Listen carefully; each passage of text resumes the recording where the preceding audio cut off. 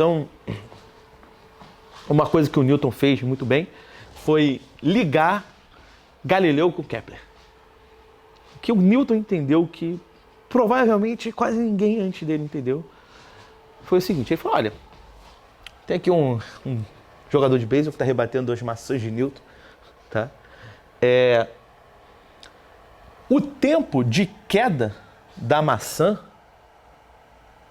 é igual, não importa se ele jogou forte ou fraco. Tá ok? Isso está claro para vocês? Né? Porque o que o Galileu já fazia muito bem era decompor o movimento. Ele falou, olha, esse movimento aqui, ele é uma composição de um movimento nessa direção e um movimento nessa direção. O que faz cair é o nessa direção. E isso só depende da gravidade. Não tem nada a ver com a força do rebatedor para cá. Então, se ele bater perfeitamente horizontal, o tempo de queda é o mesmo. Tá? Isso é Galileu. Aí o experimento que você faz é o seguinte, tá tudo bem, mas isso vale se isso aqui for plano. Né? Se isso aqui decai, tá? Deixa eu fechar aqui que eu vou desenhar. Se isso aqui decai, se esse cara aqui decai, aí não, né? Porque esse aqui ele tem que percorrer mais distância para baixo. Então isso tudo vale se for plano. Se for curvo, não é verdade. Aí, vamos forçar a barra, vamos fazer o seguinte experimento. Pega esse super rebatedor de beisebol. Ah, meu Deus. Por quê? Não. Pega esse super rebatedor de beisebol. É porque eu também não confio nele, mas vamos lá.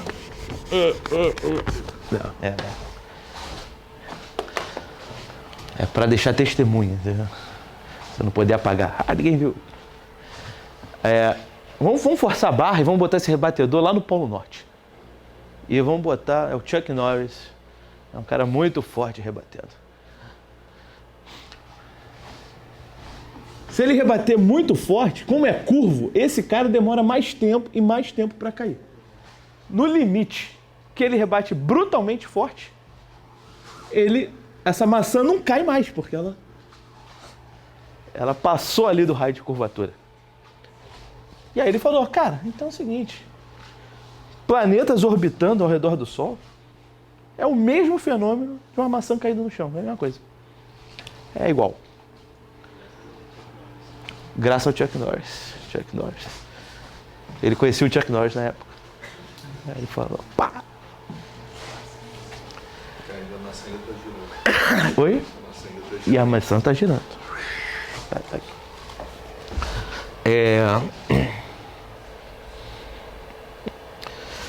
Tá, então essa ligação entre... Então o que o Newton falou, cara, não tem nada de especial, de mágico, de cósmico, de incrível na lei da gravitação, em corpos revolvendo o Sol. Isso é só a gravidade. E o interessante da gravidade é que ela é uma força que ela age, não importa a que distância você esteja, não importa onde você... Você não pode fugir da gravidade. Você não tem como fugir. É impressionante, né? No dia a dia a gente usa expressões que têm a ver com gravidade, né? Você fala, pô, tu tá meio para baixo, tô meio deprimido, pô, tá meio pesado, esse semestre tá pesado. Já reparou como, né? Vamos ver no mundo, a gente vive na Lua, tá?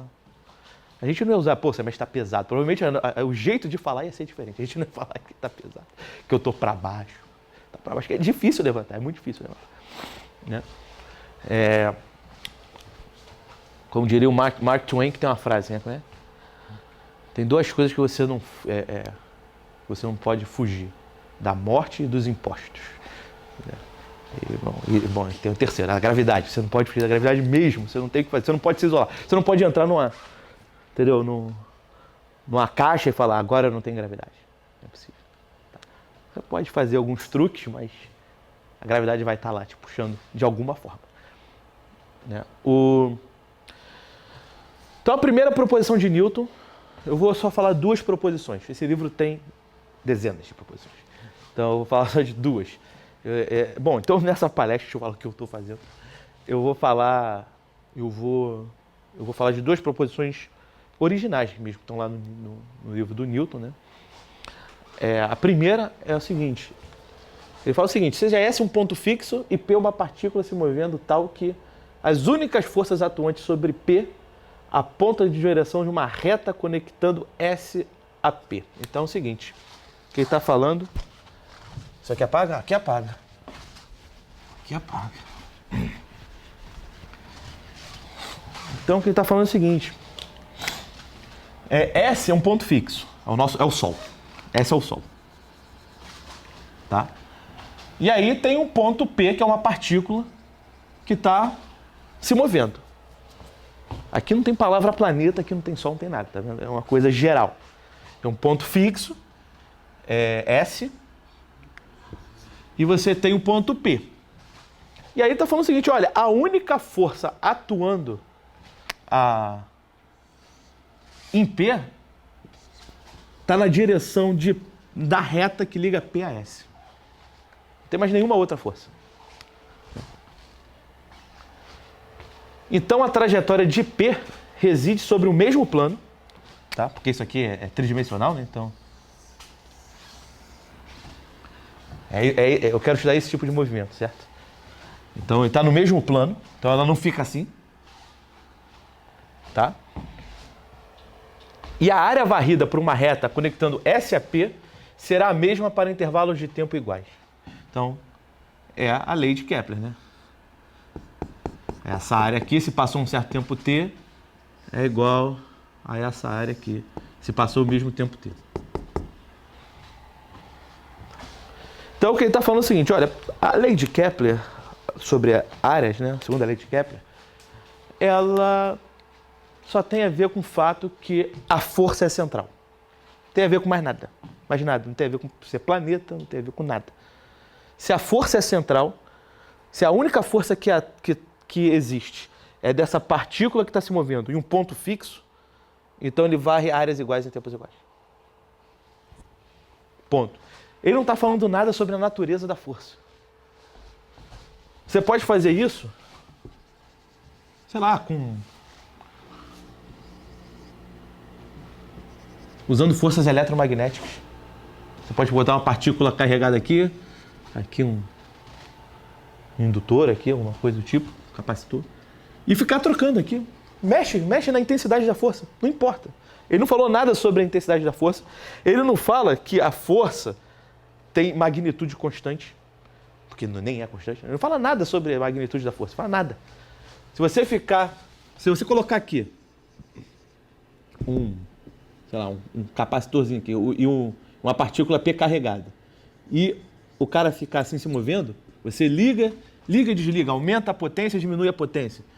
Vira repulsor, vira atrator. Você faz o diabo, não importa. Ele varre áreas iguais em tempos iguais. Não tem nada a ver com o planeta, com gravidade, com nada. Só tem a ver com o fato que a força é central. Tá? Essa é a proposição 1 do Newton. Eu vou dar uma ideia. É a segunda coisa que eu não falei. Eu não vou usar cálculo em nenhum momento. Então a gente só vai usar geometria. Claro que as coisas que vão valer no limite, né? Então, aguenta firme. Então, o primeiro argumento é o seguinte. Tá, supõe que a força está desligada. S é um ponto fixo, P está aqui se movendo, e a força está desligada. Eu desliguei a força, eu desliguei a gravidade. Tá? A partícula continua se movendo, então em tempos iguais, ele vai ter bases iguais, esse triângulo. Que, né? Ele andou daqui para cá. Se ele andar mais um pouquinho, ele vai cair, sei lá, vai cair aqui. Um certo ponto C aqui. Tá? Bom, a área desse triângulo, eu tô com medo, eu não vou escrever aqui não, porque eu acho que nunca mais vai apagar. Mas a área desse triângulo, né, é igual à área desse triângulo aqui, SBC. Porque tem a mesma base e tem a mesma altura. Certo? Então, se você não ligar a força, varre áreas iguais em tempos iguais. Beleza, só que aí isso é sem graça. Eu vou ligar a força. Eu liguei a força. Então, antes ele andou aqui, sei lá, em 1 segundo. Sem a força ligada, ele andaria mais 1 segundo para cá, né? Mais essa distância igual a essa. Aí você teria essa área. Só que eu liguei a força. E a força é central. Né? Vai na direção de B para S. Então ela está andando aqui, aí eu falei, liga a força. Aí tem uma força aqui que vai mudar o movimento. Bom, a velocidade anterior era essa. Você ligou essa força para cá, o cara agora ele vai andar nessa direção e nessa quantidade de tempo ele vai acabar chegando aqui. Tá? E aí o que eu tenho que provar é que... Eu vou apagar aqui, eu vou escrever aqui com medo, mas enfim. Que esse triângulo aqui, entendeu? Agora ele varreu daqui para cá. É tudo infinitesimal, tá? Isso é no limite que ele só andou um pouquinho. Essa área aqui é igual a essa área aqui. Tá? É isso que a gente tem que provar. Bom, o que a gente provou antes é que essa área aqui é igual a essa área aqui. Desse triângulo aqui, tá? Sem força, o triângulo era esse. A gente falou que essa área era igual a essa. O que eu estou falando é que essa área é igual a essa, mas essa área é igual a essa. É fácil de ver isso, né? Porque eles estão sobre o mesmo paralelogramo. Certo? Esse triângulo aqui tem a mesma base e a mesma altura. Tá? Só para lembrar como você calcula a área de triângulo. Né? A área desse triângulo é igual à área desse triângulo, que é igual à área desse triângulo. Né? É base vezes altura sobre 2. Tá? Então, esse triângulo aqui tem a mesma área desse triângulo aqui, mas esse triângulo aqui, pretinho aqui, é a mesma área desse triângulo. Então, a gente provou o que a gente queria. Esse triângulo tem a mesma área desse triângulo. Então, se você liga a força, infinitesimalmente, a área varrida é isso aqui. Só liguei naquele momento e depois desliguei. E aí você ganha a lei de Kepler. Ele varre áreas iguais em tempos iguais. Falta rigor infinitamente, mas é isso mesmo. Tá? No curso de cálculo 2, eu não sei quem é que vai dar, talvez seja eu, não sei. Eu costumo fazer, você prova, você demonstra, você chega lá e demonstra. Tá?